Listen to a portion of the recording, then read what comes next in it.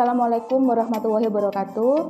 Perkenalkan, nama saya Wahyuni Trilestari, dosen dari Program Studi Profesi Nurse Fakultas Keperawatan Universitas Airlangga. Pada kesempatan kali ini, saya akan menjelaskan salah satu skill pada mata kuliah keperawatan dasar 1, yaitu pemeriksaan fisik sistem pernafasan. Adapun yang nantinya akan dicapai mahasiswa setelah mempelajari video ini adalah mahasiswa mampu mendemonstrasikan pemeriksaan fisik sistem pernafasan secara tepat. Definisi dari pemeriksaan fisik sistem pernafasan adalah pemeriksaan fungsi sistem pernafasan dengan melibatkan teknik IPPA, yaitu inspeksi, palpasi, perkusi, dan auskultasi. Ketika melakukan pemeriksaan fisik sistem pernafasan, teknik ini dilakukan secara berurutan. Kemudian area yang akan diperiksa yaitu toraks anterior atau dada bagian depan dan toraks posterior atau dada bagian belakang. Kemudian sebelum kita melakukan prosedur pemeriksaan fisik sistem pernafasan, kita lakukan persiapan terlebih dahulu. Yang pertama yaitu persiapan alat. Alat-alat yang diperlukan dalam melakukan pemeriksaan fisik sistem pernafasan, yang pertama yaitu sarung tangan, dan sarung tangan ini adalah sarung tangan bersih.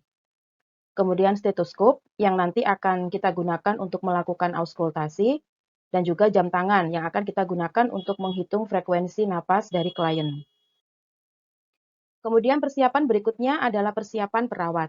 Sebelum melakukan prosedur pemeriksaan fisik sistem pernafasan, kita sebagai seorang perawat harus melakukan beberapa persiapan agar proses pemeriksaan dapat berjalan dengan baik. Yang pertama yaitu mencuci tangan dengan menggunakan 6 langkah cuci tangan. Setelah itu, kita menggunakan sarung tangan. Setelah perawat siap, berikutnya kita melakukan persiapan pasien. Di antaranya yaitu, yang pertama, untuk memenuhi aspek legal etik, kita upayakan bahwa perawat yang memeriksa pasien memiliki jenis kelamin yang sama. Apabila jenis kelamin perawat tidak sama dengan klien yang diperiksa, maka kita bisa meminta keluarga untuk mendampingi klien selama pemeriksaan. Kemudian, berikutnya kita melakukan informed consent, yaitu kita meminta persetujuan dari pasien apakah bersedia atau tidak kita lakukan pemeriksaan, tentunya setelah kita menjelaskan tujuan dan juga prosedur yang akan kita lakukan. Setelah itu, kita membantu klien untuk melepaskan pakaian hingga sebatas pinggang agar memudahkan kita dalam melakukan pemeriksaan fisik sistem pernafasan. Persiapan berikutnya adalah persiapan lingkungan. Hal ini sangat penting sekali karena selama pemeriksaan, klien tidak menggunakan pakaian sehingga kita pastikan bahwa privasi klien tetap terjaga selama pemeriksaan, yaitu dengan cara menutup tirai. Apabila tidak ada tirai di ruangan pemeriksaan, kita bisa menggunakan sketsel. Kemudian persiapan lingkungan yang berikutnya yaitu pencahayaan yang cukup. Nah, ini sangat penting sekali karena selama pemeriksaan kita akan melakukan prosedur inspeksi, di mana kita melihat bagian tubuh yang akan diperiksa. Sehingga pencahayaan yang cukup ini akan membuat hasil pemeriksaan kita menjadi lebih baik dan juga bisa membantu kita selama prosedur pemeriksaan berlangsung. Setelah tahap persiapan selesai kita lakukan, berikutnya kita melakukan pemeriksaan fisik atau tahap pelaksanaan yang akan kita lakukan dari mulai inspeksi, palpasi, perkusi, dan auskultasi. Baik, kita akan ulas satu persatu. Yang pertama yaitu tahap inspeksi, di mana definisi dari inspeksi ini adalah pemeriksaan yang dilakukan dengan cara melihat bagian tubuh yang diperiksa untuk menentukan ada atau tidaknya tanda sianosis. Sianosis ini yang mengartikan bahwa pasien mengalami kekurangan oksigen atau hipoksia dapat kita periksa pada ujung kuku dan juga bibir pasien. Kemudian kita juga melihat ada atau tidaknya clubbing finger yang dapat kita temukan pada kuku jari tangan pasien. Kemudian dengan inspeksi ini kita juga akan melihat bentuk dada anterior dan posterior, apakah bentuk dada pasien normal, ataukah ada kelainan bentuk seperti misalkan pigeon chest, barrel chest. Dan dengan inspeksi kita juga akan melihat bagaimana pola napas pasien dan berapa frekuensi napasnya, apakah terjadi bradipnu atau takipnu, yaitu dengan cara melihat atau menghitung frekuensi napas. Kemudian kita juga menginspeksi bagaimana irama napas pasien, apakah irama napasnya ini teratur atau tidak teratur. Kemudian kita juga melihat tanda ada tidaknya retraksi interkostal atau peregangan otot dada antar sela iga yang menandakan adanya distres pernafasan pada klien. Berikutnya, untuk memudahkan kita dalam memahami bagaimana prosedur pemeriksaan inspeksi, mari kita saksikan video berikut ini. Amati warna bibir, apakah kebiruan atau tidak. Bisa dijulurkan lidahnya, Mas? Kemudian kita amati apakah lidah berwarna biru atau tidak. Bila berwarna biru, merupakan tanda terjadinya sianosis sentral. Tangannya diangkat seperti ini ya. Kita amati warna ujung jari dan juga kuku pasien apakah berwarna biru atau tidak. Sekarang dibalik ya Mas tangannya. Perhatikan warna telapak tangan apakah berwarna kebiruan atau tidak. Apabila ujung jari dan juga kuku berwarna biru, maka itu adalah tanda terjadinya sianosis perifer. Sekarang kuku pada jari telunjuk tangan kanan dan tangan kiri ditempelkan seperti ini ya. Kita amati apakah pangkal kuku dapat bertemu atau tidak. Bila pangkal kuku tidak dapat bertemu, maka itu adalah tanda dari clapping finger. Sekarang kita amati ada atau tidaknya sekret di hidung. Apabila terdapat sekret, perhatikan warnanya. Amati juga apakah ada pernafasan cuping hidung. Sekarang saya lihat dadanya Mas Dava ya. Ya. Amati warna kulit dada pasien.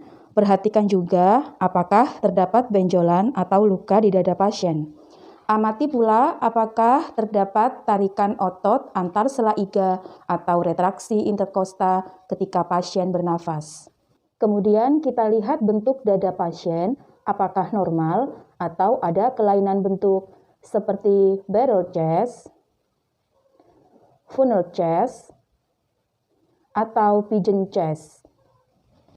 Gerak napas dapat diatur secara sadar oleh pasien, oleh karena itu kita pegang tangannya agar pasien tidak menyadari bahwa kita hitung pernapasannya. Sekarang tidur terlentang dulu ya. Saya periksa tangannya. Kemudian kita melihat gerak dada pasien selama satu siklus, yaitu 1 kali inspirasi dan 1 kali ekspirasi. Kemudian kita hitung berapa gerak dadanya dalam waktu 1 menit dengan melihat jam tangan kita. Kemudian kita amati juga ritme dan kedalaman pernafasan dan kita tentukan pola pernafasan klien.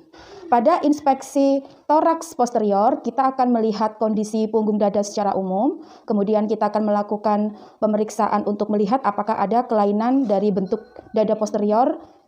Kita amati warna kulit dada toraks posterior. Kemudian kita amati juga apakah terdapat luka atau benjolan pada toraks posterior.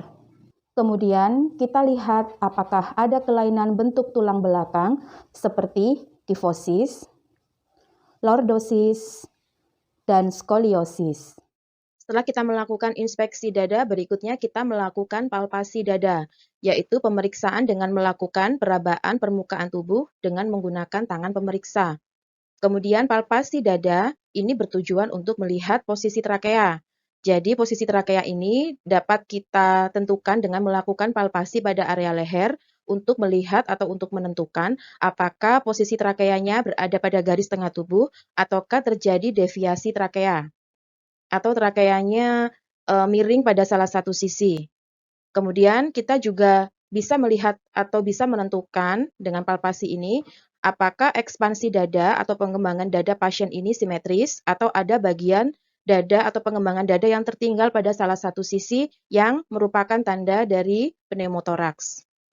Kemudian dengan palpasi ini kita juga menentukan bagaimana taktil fremitus pada pasien yang akan kita lakukan baik pada toraks anterior maupun toraks posterior. Baiklah, supaya lebih memahami bagaimana cara melakukan palpasi pada dada, baik toraks anterior maupun toraks posterior, kita akan saksikan video pemeriksaan palpasi berikut ini. Raba posisi trakea dengan meletakkan jari telunjuk dan jari tengah perawat pada lekukan suprasternal pasien. Tekanlah jari ke arah trakea, kemudian geser jari perlahan-lahan untuk menilai ada tidaknya deviasi trakea. Pada pemeriksaan palpasi ekspansi dada anterior, kita lakukan dengan meletakkan kedua telapak tangan di dada pasien. Kemudian, posisi ibu jari kita letakkan pada garis tengah tubuh atau mid sternalis, sedangkan jari-jari yang lain kita letakkan pada sisi sebelah kanan dan sebelah kiri dada. Kemudian kita minta pasien untuk menarik nafas dalam. Tarik nafas dalam ya.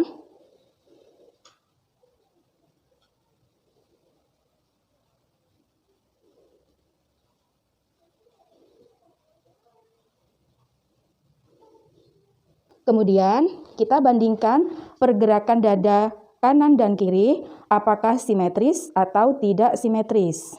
Sekarang saya akan memeriksa getaran suara di dada Mas Dava. Nanti kalau tangan saya menyentuh dada, Mas ucapkan 77 ya. Ya. 77. 77. 77. Kemudian kita bandingkan getaran suara pada dada kanan dan dada kiri, apakah sama kuat, lebih kuat di salah satu sisi, atau kurang kuat di salah satu sisi.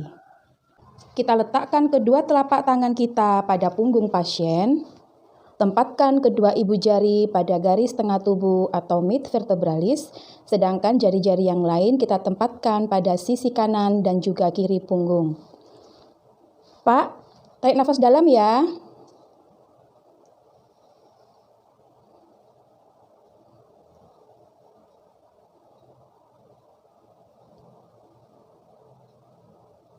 Amati gerak kedua telapak tangan kita dan bandingkan sisi kanan dan sisi kiri, apakah pergerakan punggung pasien simetris atau ada yang tertinggal. Ucapkan 77. 77. 77. 77. 77. Kemudian kita bandingkan getaran suara pada dada posterior sebelah kanan dan sebelah kiri. Apakah sama kuat, lebih kuat di salah satu sisi, atau lebih lemah di salah satu sisi.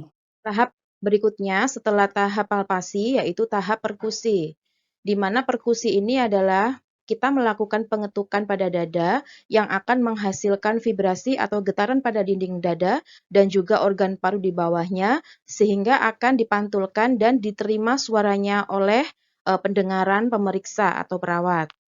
Nah, pada saat melakukan perkusi torak, suara yang kita dengar dari ketukan pada dinding dada pasien normalnya adalah suara sonor. Tetapi apabila terjadi suatu penyakit atau suatu gangguan pada paru-paru klien, kita dapat mendengarkan bunyi perkusi yang lain, bunyi perkusi yang abnormal, seperti hipersonor. Contohnya ini pada pasien-pasien dengan pneumotoraks, bunyinya akan lebih nyaring. Kemudian bunyi peka, redup, atau juga timpani. Nah, untuk memudahkan kita dalam memahami bagaimana prosedur melakukan perkusi, kita akan lihat caranya pada video berikut ini. Pada pemeriksaan perkusi, kita lakukan dengan cara meletakkan jari tengah tangan kiri perawat di dada pasien dan disebut sebagai fleximeter. Kemudian, jari tengah tangan kanan disebut sebagai flexor. Kita ketukkan ke fleximeter sebanyak 2 kali pada setiap lokasi. Pak, saya periksa dadanya ya. Iya.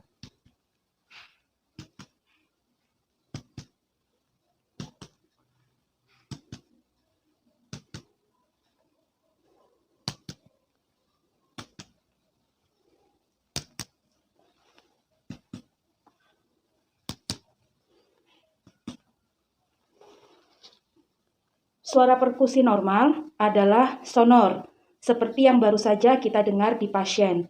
Kemudian kita amati juga dan kita dengarkan suara perkusi abnormal. Sekarang kita akan melakukan perkusi pada toraks posterior. Pak, tangannya bisa disilangkan seperti ini. Nah, nanti setelah ini saya akan mengetuk punggung Bapak. Jadi Bapak rileks saja ya, bernafas seperti biasa. Ya.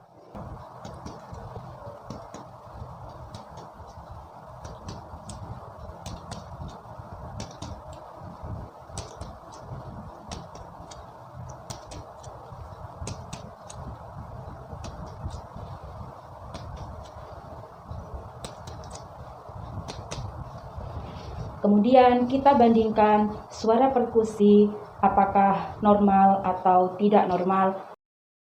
Tahapan yang terakhir dari pemeriksaan fisik sistem pernafasan adalah auskultasi, yaitu mendengarkan suara yang berasal dari dalam tubuh, dalam hal ini adalah paru-paru, dengan menggunakan stetoskop. Saat auskultasi, kita akan bisa mendengarkan suara napas normal yang akan kita dengarkan pada stetoskop, yaitu suara napas normal terdiri atas suara vesikuler, bronkofesikuler, bronkial, dan juga trakeal. Sedangkan suara napas tambahan yang dapat kita dengarkan yaitu ronki, crackles atau rales wheezing atau mengi, pleural fiction raps, dan juga stridor. Nah, kita akan menyaksikan video selanjutnya untuk melihat bagaimana cara melakukan pemeriksaan auskultasi dan juga mendengarkan bagaimana suara napas normal serta suara napas tambahan. Pemeriksaan auskultasi suara nafas, kita dengarkan suara nafas pasien dengan meletakkan diafragma stetoskop di setiap titik lokasi. Tarik nafas dalam ya, Pak.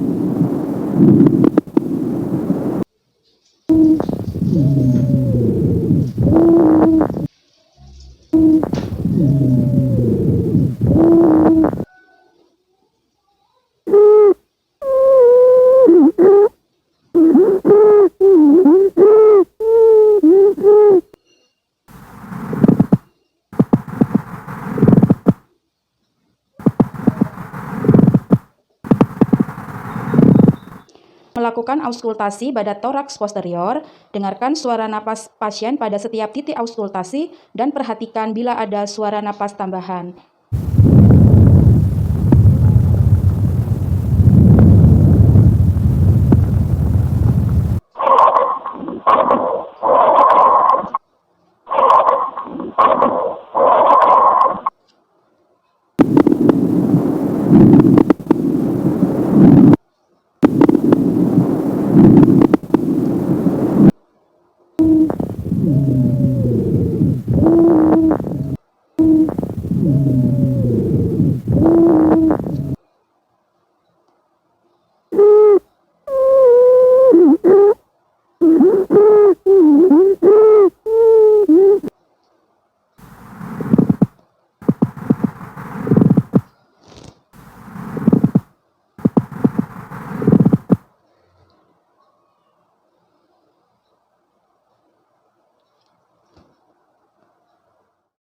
Setelah selesai melakukan tahap pelaksanaan, berikutnya kita melakukan tahap terminasi, di mana pada tahap ini kita akan menginstruksikan dan juga membantu klien untuk memakai kembali pakaiannya karena prosedur pemeriksaan sudah selesai.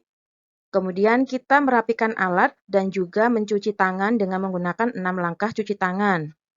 Dan yang terakhir yaitu kita dokumentasikan hasil temuan pemeriksaan fisik pada format pengkajian. Demikian tadi prosedur atau cara melakukan pemeriksaan fisik pada sistem pernafasan. Kalian bisa mempraktekannya di rumah ya. Sekian video kali ini, semoga bermanfaat. Wassalamualaikum warahmatullahi wabarakatuh.